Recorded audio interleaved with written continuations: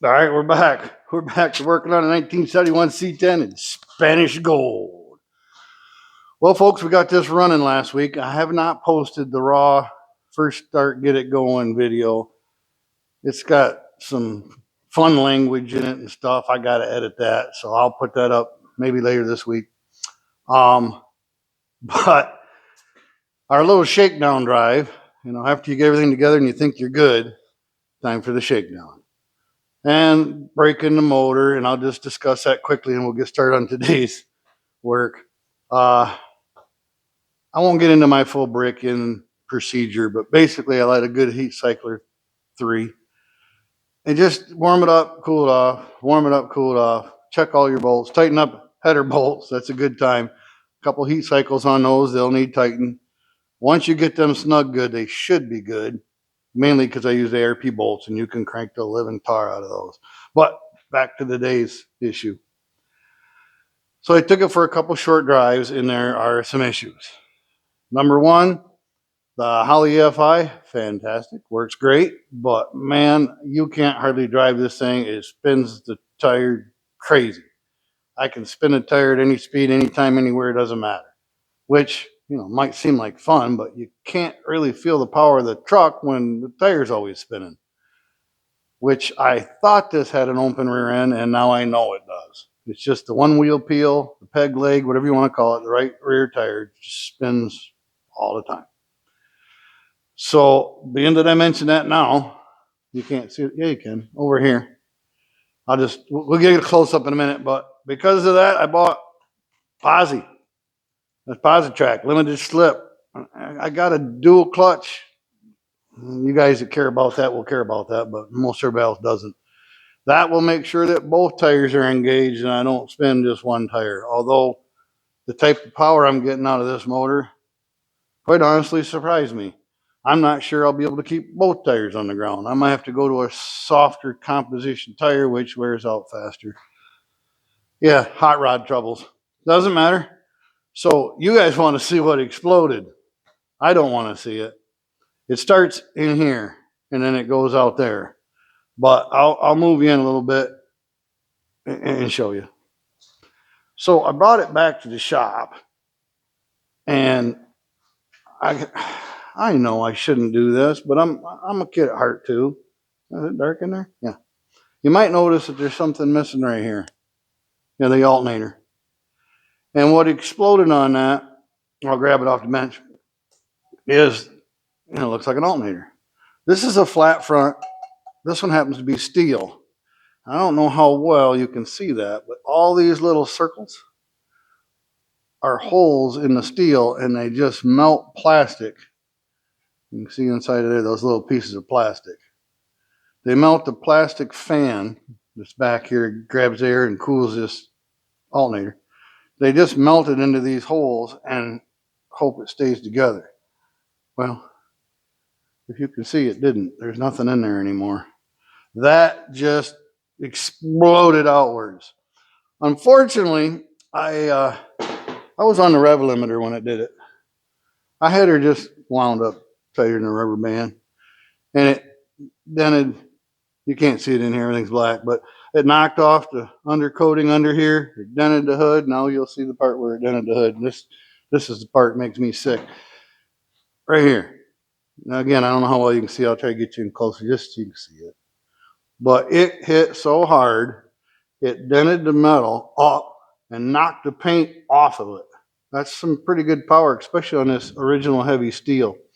The part that makes me a little bit sick is the fact that this original hood, and it don't have any dents or dings in it. You can look across this whole thing.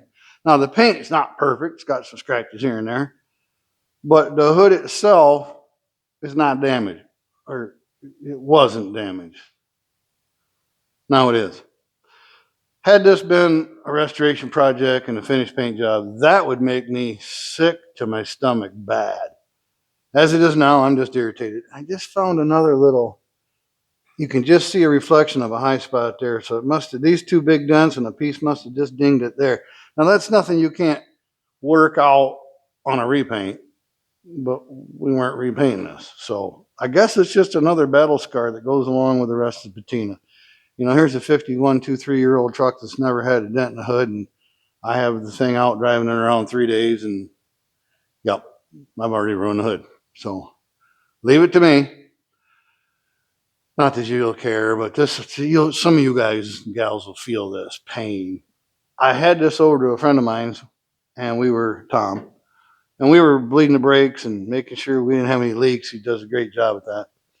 And I just told him, I don't like that plastic fan. I'm going to get a new one.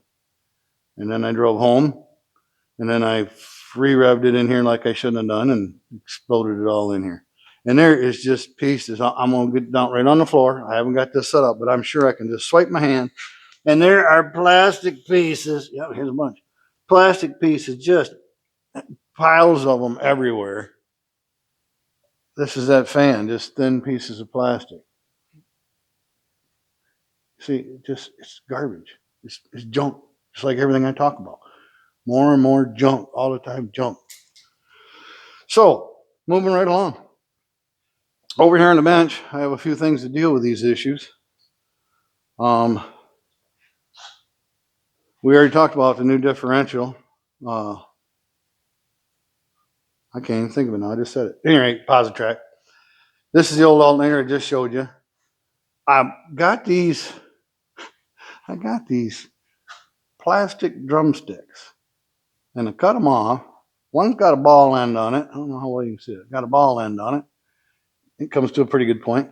Then I took another one and I rounded it and made just a round point. Cut it kind of short so it's firm. And I take that on the hood. I won't bother with showing you guys, but I put that on the hood, right on that little ding, and you can just, work that dent back down. Kind of, mostly, I guess. So that's, I don't even want to think about that anymore. We're gonna move forward, not worry about that. So I ordered a new alternator. These came with like a 63 amp, which I'm noticing my battery is not keeping quite up to par. I don't know if there was a low output on this older. This is a reman as well. I didn't check the output on it, so it could have been a little weak. I'm just going to order, a 100 amp new one and be done. But I want the original style, just 100 amp internals. Again, sticking with the theme of originality. Through my local parts store, you can get the original alternator with the steel fan, but all the high outputs have that plastic fan, and I'm not having it. So I ordered this one from a company that doesn't tell you what name it is, and you don't know where it came from, and they deliver it right to the front door. You probably know who it is.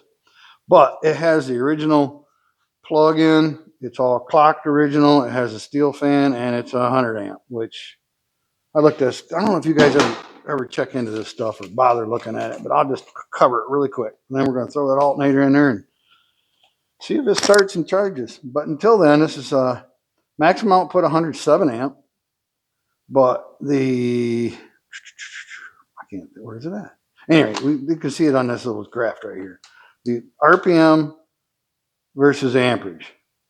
At 1800, which is just off idle, just cruising really slow maybe, it's 61 amps. At 2000 to 2500, it's in that 80 range. So I'm going to call it like 80 amp.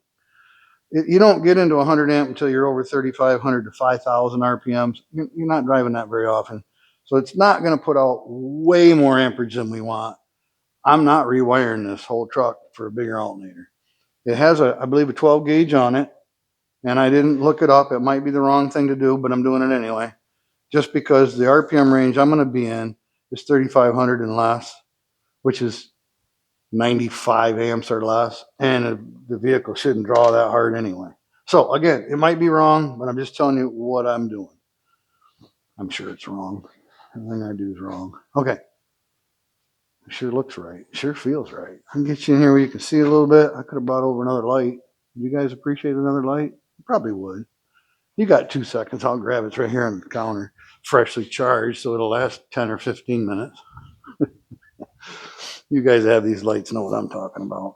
Sometimes it'll last 2-3 hours, and sometimes it seems like 10 minutes. Anyhow, enough complaining about a light. Put that light right in there. I'm sure you can see so much better. Well, maybe a little. So I'm going to have my head in your way. I'm quite sure, but still going to try this. Brand new number 8 bolt. You don't care. All right. So it's been a week without this thing even being able to run. It will be nice. I guess it helps if I put it in right. I want to drive it. What else can I say? Got the bolts in my wrong hands. Oh, gracious. See, got the bolt in my right hand. I'm nuts, and I need to put the bolt in the left hand. You know what I mean. Don't want to drop this and scratch up my beautiful paint. Whatever. You know, I should have pre-fit this before you guys were watching. But, you know, I don't do that kind of stuff. We work and struggle together. I didn't mention this is a brand new alternator. Yep. It's going to fight me the whole time. And then I didn't tighten the bracket down. Because I readjusted my belt angle just a touch. Because that's how I am. I'm going to do something you're not supposed to do. More stuff you're not supposed to do. I'm going to hit that casing with a grinder. Now, I'm sure there's 10 or 50 people out there going to go, don't do that. Well, when you tighten that bolt down, this ain't even going anywhere. And being that I don't need a core on this anyway because it's new. Hold on a second. Here we go.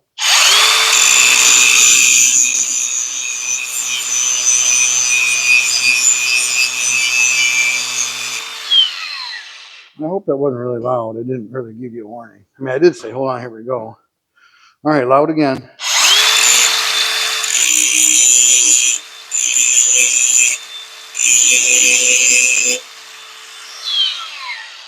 Now that might have sounded like it took a lot off. But basically, all I did was clear off those surfaces. And yeah, again, don't do that. Struggle with it. Fight with that slider thing that hasn't slid in 10 years. That's the right way to do it. Spend an hour in here. Spend an hour in here beating on that. Swinging a hammer under the hood, banging on everything. That's what you're supposed to do. And that's what I expect you guys to do. The right way. I'm doing it the wrong way, and I'm not sweating. Literally. Nor am I going to sweat it at all. All right, that's in there. Then we got to get that 2-prong plug. It goes on top there and make sure. Now, I should have marked my wires. That would have been smart. You always do things the smart way. But, you know, I kind of act like I feel like to myself, like I know what I'm doing. So that's probably the worst thing I could do. I know just enough to get myself in trouble. Do you think maybe they used a different thread on this new one than my old one? Because that thing does not want to go in there at all. I don't really feel like it. Is that the wrong one? I hope it was the wrong one. There is a bolt in the back I use. It just holds your wires. Well, I guess that's something for later. I got to figure out what bolt size I use. But until then, it wasn't whatever the other one was. Still put the wires in the back. Now, I'm a freak about tying all my wires together, so I wonder if that's the same size bolt. Probably not, but we'll try. I just like everything zip tied and all your wires routed nicely. But you can't see back here, but I want it. And yeah, that's the wrong size bolt too.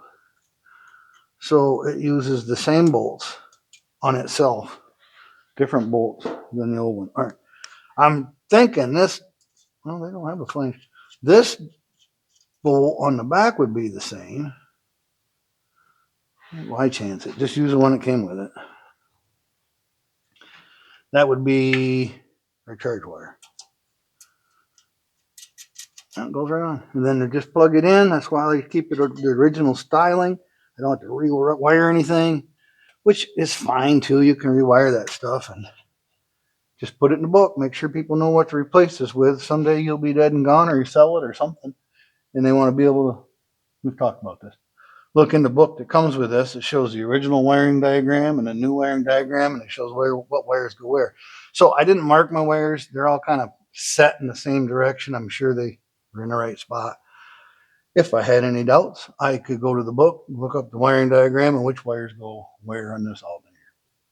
So the alternator's in, brakes are topped off. You've already seen the booster video. If you watched it, not everybody loved that one. The next thing I'm going to do is hook up. I'm not going to hook up the battery because I got to find these bolts when you guys aren't just standing there wondering what I'm doing. Because I wasn't ready, never prepared. Things always go funny, and they'll go funny for you. Oop, about shut the hood on my light. I'll do that. So the next thing to talk about and then to look at, yeah, I'm not leaving this, is I'm going to just cover this real quick because I don't know that I'm going to do a video on this differential when I put it in. This is a dual clutch, and it uses this S-spring deal on it. I don't know if you can see there.